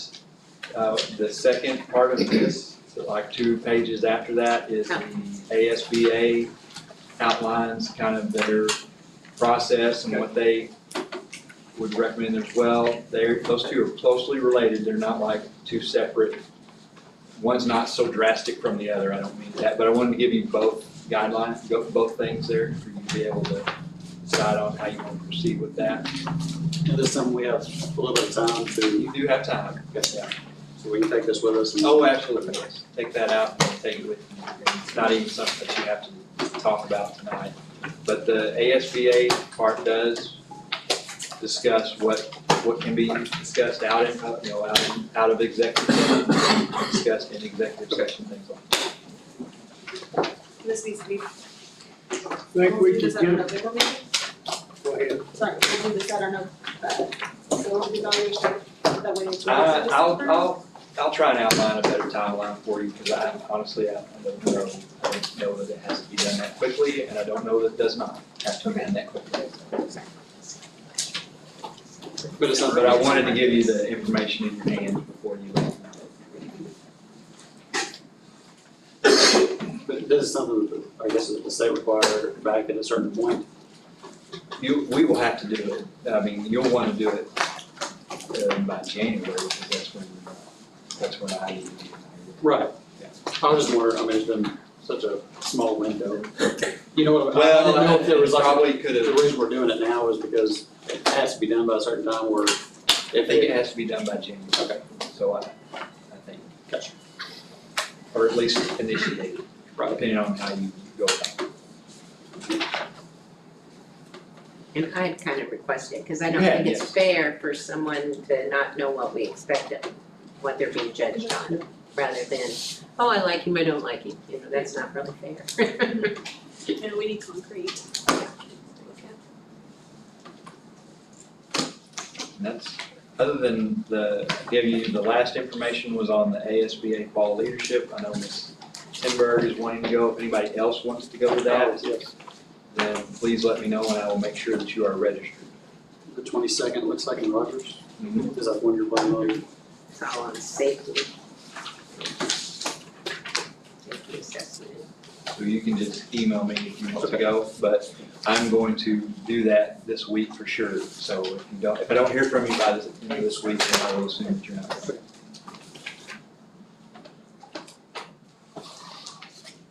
Oh, it's from the last time, That's all I have. Have anything? Anything you want to say? Anything you want to say?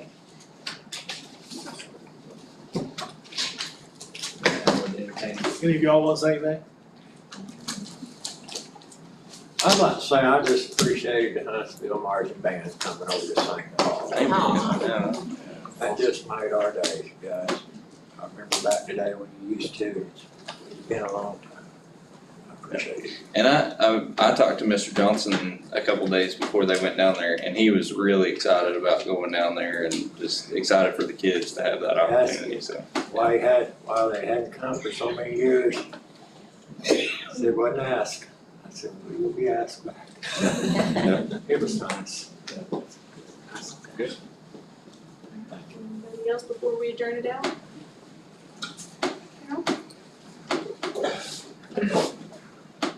I'm speaking on behalf of the CPP committee from last year. We had our election last week. We don't have the results of those in yet. And trying to get classified some more money. And that one passed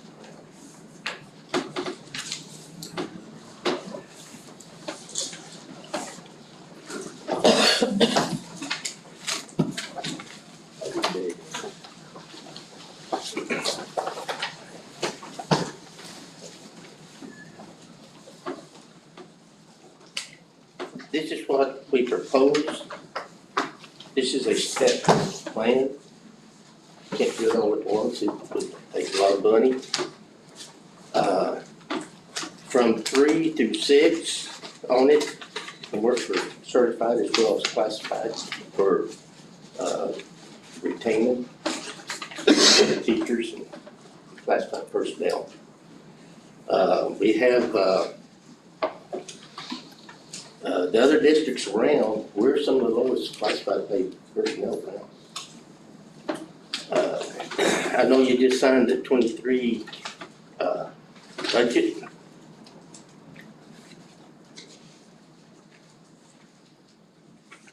And these, soon as put about money there, we might could do something with.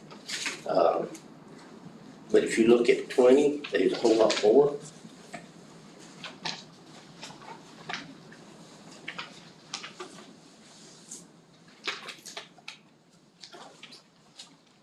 Are you saying page 20, Harold? No, year 20. Year 20.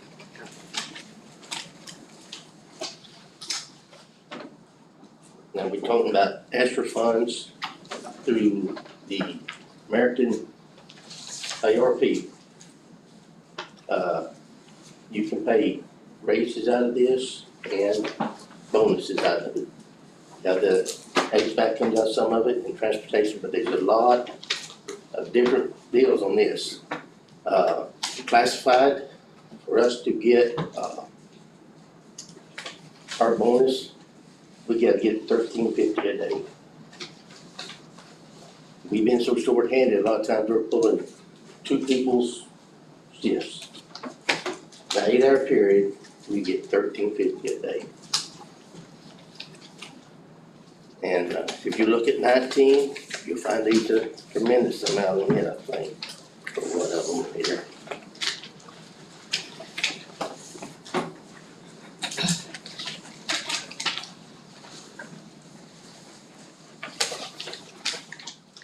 American Rescue Plan, the ARP, there seemed to be a big surplus on this when I printed it out.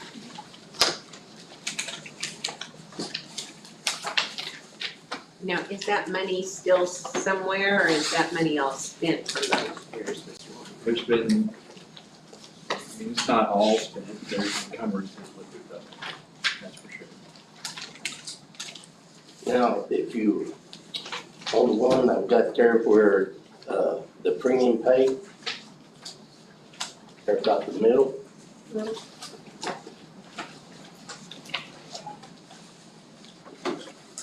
After this one, after that, okay. So I'm going in the right direction.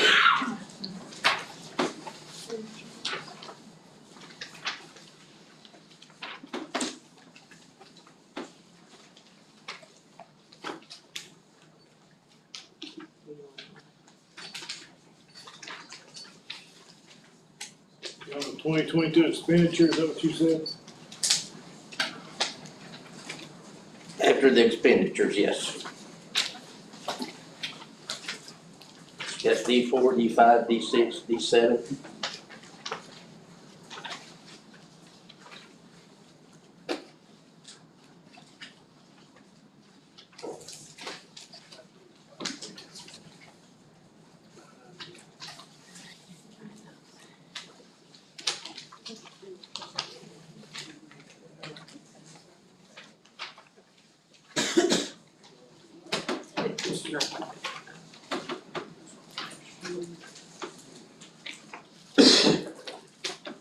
Yeah, I'm just trying to get everything more nicer.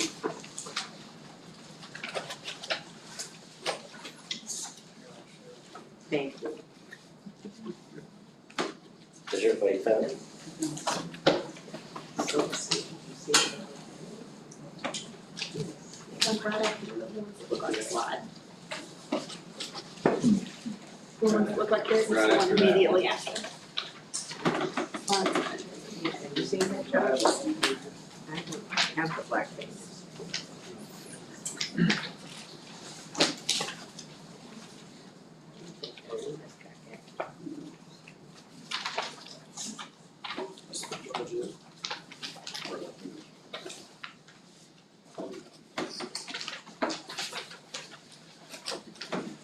How far to the back, right? Towards the front. I'm going all the way to the back. See it. Josh, you ever seen any? I've been through this thing Couple times.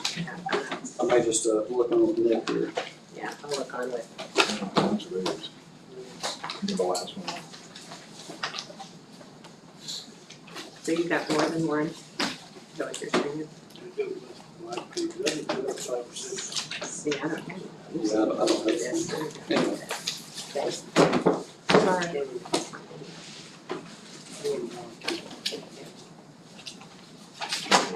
You don't have one coming? But I am gonna look on with Steve. Okay. This is not mine, but- Anyway, we're talking about the premium pay there.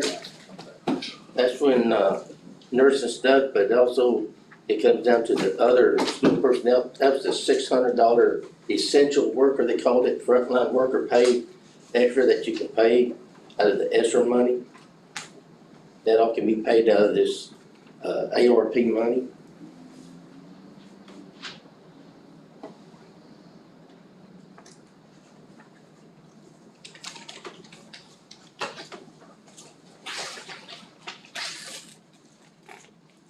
Next one is when they got the bill for the first ESSER. And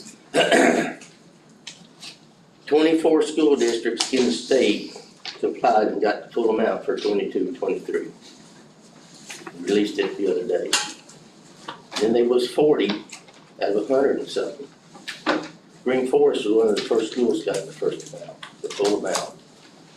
Bearville did on the second time, they got $5,000 for every staff member paid out this. If ESSER money is government money, it's a free grant. If you don't use it what it's used for, you gotta pay it back. School in Texas, turf to football field, they can't do that. Other deals you can't use is permanent structure. School in Arkansas was building on, more classrooms needed it. Permanent structure you can. Full building over here, you can. As long as it's not a permanent structure. Some schools here in the state turf their softball and baseball fields.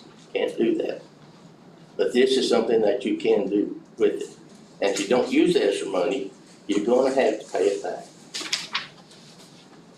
And the next one is the copy of what we would get for 22-23 if we use these other funds the correct way.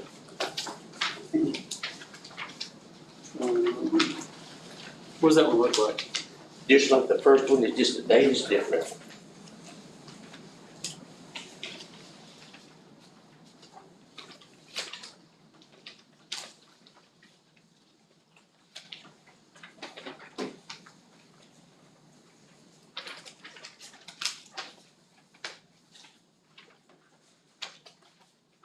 It'll be the ARP tester, except your dates be different. It's just the same deal, same amount and everything.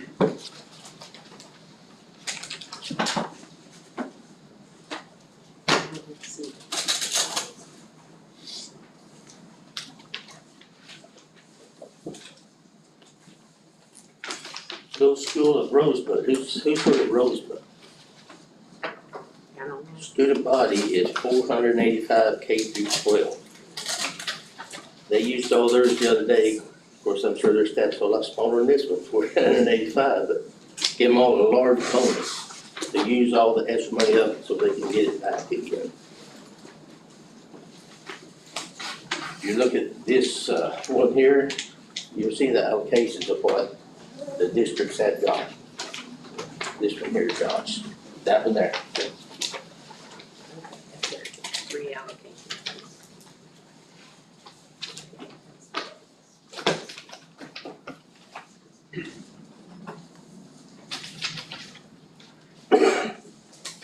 It will show you what it was allowed, it will show you the total that was spent.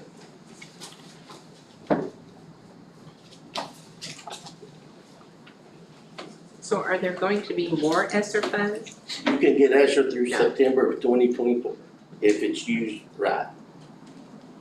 You have until then to spend. Yeah. Allocation. But we've already gotten our allocation. Yes. Yes, we And this is all For we're gonna get 2023? allocated. There's no more that's gonna, We have no word of any more. No more? not the word. Okay. And may I interject just for a second, Harold? Right now, we have a remaining balance, and these are rough numbers, so I apologize, but of about $2.5 million in our ARP ESSER funds. And 1.2 million of that is earmarked for additional pay for both classified and certified currently. What is the other million? The rest of it is earmarked for HVAC. Okay. which we approved 2 months ago. And both of those plans have been approved, the additional pay as well as the HVAC. And Harold, I feel for you guys. I know you do not, you know this. I definitely feel that you guys should get paid more money. And I know what he's saying.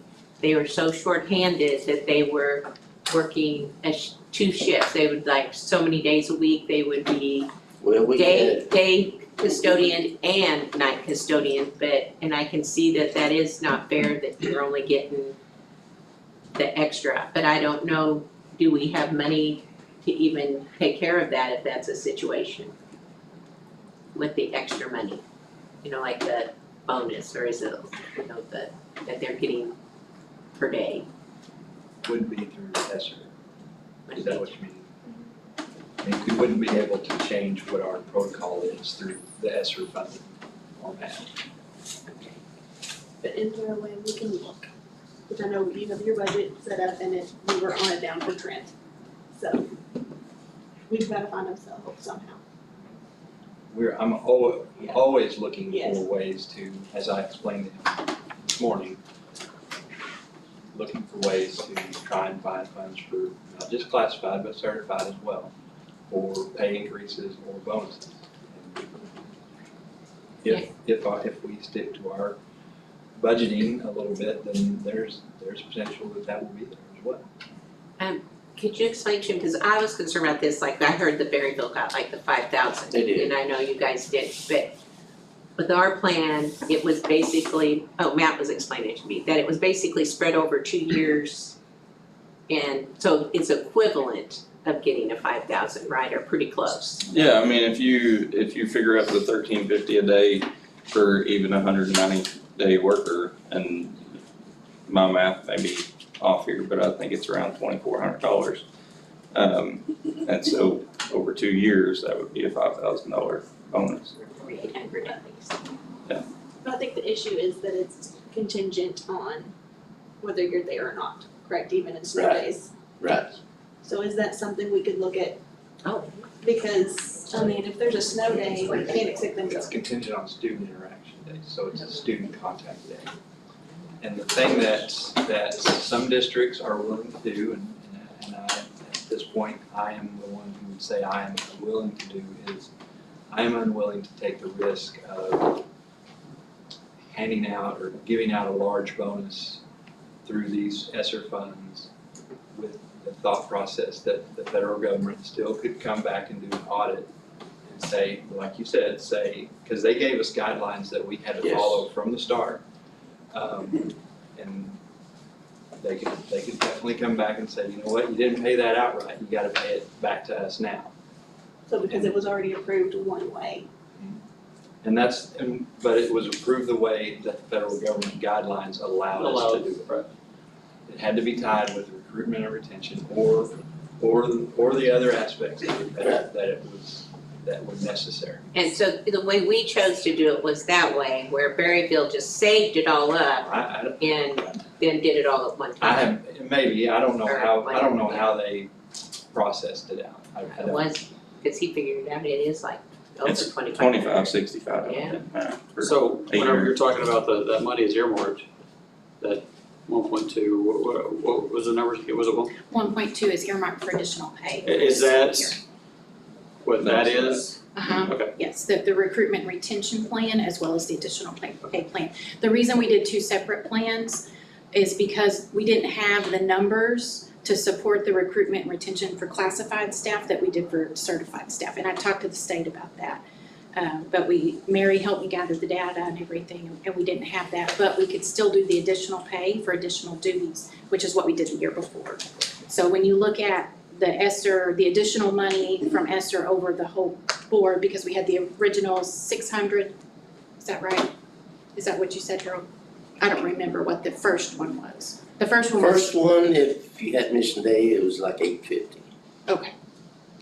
So, but yeah, it is tied to student days. But now the extra pay, I think that you're talking about is, COVID is why all this happened, Esther, was the extra work wiping down and everything. But extra work I'm talking about is, Mr. Kelly said, we had maintenance serving in cafeteria and yet still had to do their job, still $13.50 a day. No extra pay on that whatsoever. Well, and I'm real concerned about, like, you know, he was a day custodian and then turn around and be night custodian, but not anything. Is there anything that we could possibly do to at least, when they do that? It wasn't like changing their duty within the regular hours. It was actually a whole nother job on top Well, of we that. get overtime for that. It's when we do somebody else's job in our 8-hour shift, we don't get nothing for that. We're expected to do ours and that person's shift, like, serving in the cafeteria, and then if you're custodian, we had custodians serving in cafeterias. They didn't get their daytime stuff good, so the night guy had to come in earlier to finish his and then do his job, and he got nothing for that.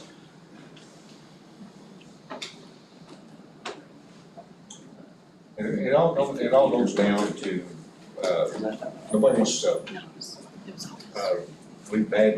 I've had numerous people, and you say, well, what do you pay? And it's $86.50 a day. It's for a sub-custodian for an 8-hour shift.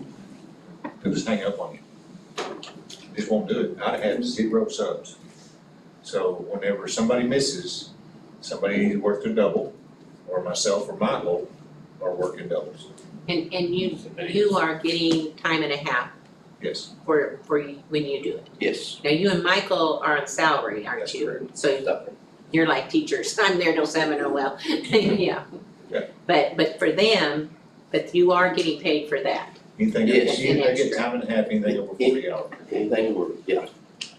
Yeah, I've seen Harry serving me my tray several times. Try. And it's not just custodians. No. No. It's maintenance, it's food service, and it's It's- all across it's- the board. And it's not just this school district, No. it's all across the state. Well, that's nationwide, they are trying that too. But it's paratros too, it's never classified. Can I make a suggestion that maybe the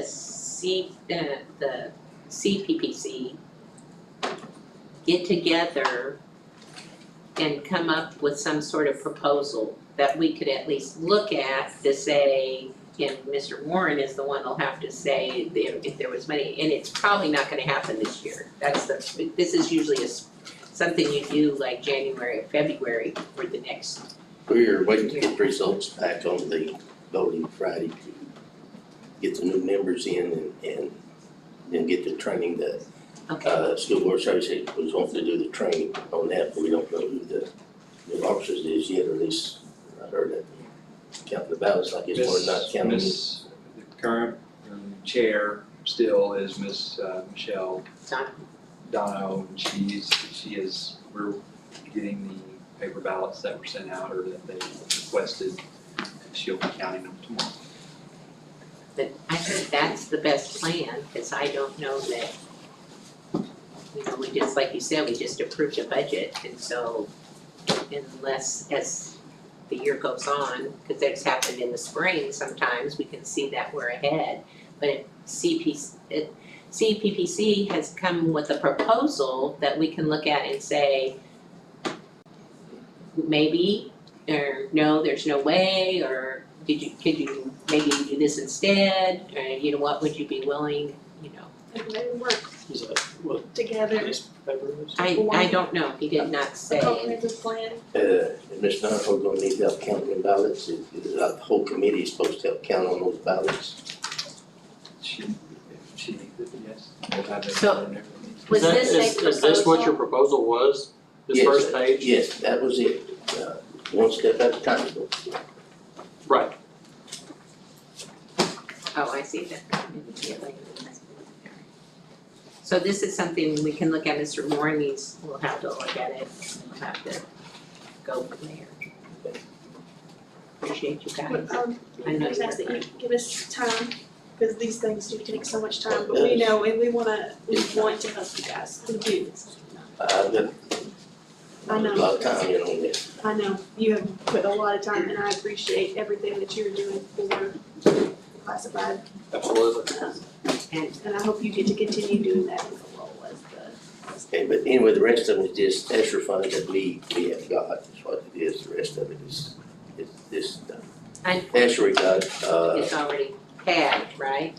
All those funds are already tagged. If it wasn't, we could be like, yeah, let's do something, but already spent. That's why I'm looking forward to solar. I'm thinking maybe we can get you some big bucks I won't there. hear that long before it pay off.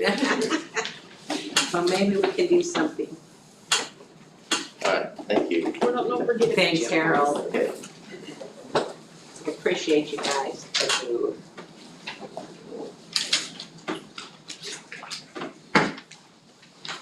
Does anybody else have anything? We get a motion to adjourn, I'll second it. all in favor?